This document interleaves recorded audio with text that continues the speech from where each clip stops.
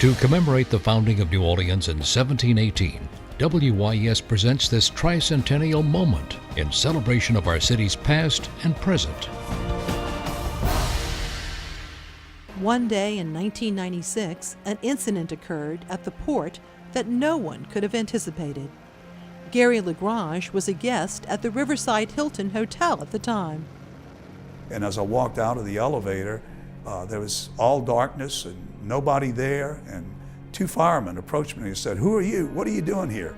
And I remember saying, "Well, I'm a guest in the hotel." They said, "We've evacuated the hotel."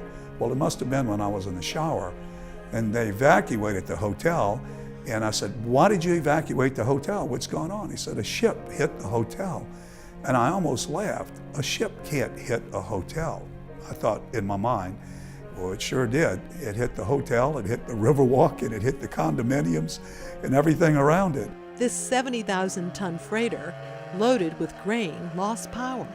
With his emergency horn blaring and emergency flares, pilot Ted Davison managed to avoid two cruise ships and steered into the wharf at Riverwalk, hitting part of the hotel and stopping right before the Flamingo Riverboat Casino. Incredibly, there were no fatalities.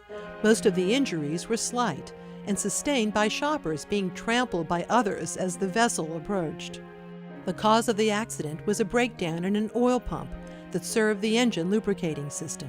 Captain Davison, was that the worst moment of your life we just saw? No, I wouldn't say that. It was the most anxious moment of my life. I'm just glad everything worked out the way it did.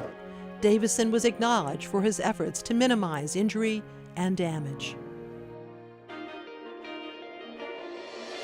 WYS's New Orleans Tricentennial Moments are brought to you by the Miro Foundation and presented in association with the historic New Orleans Collection.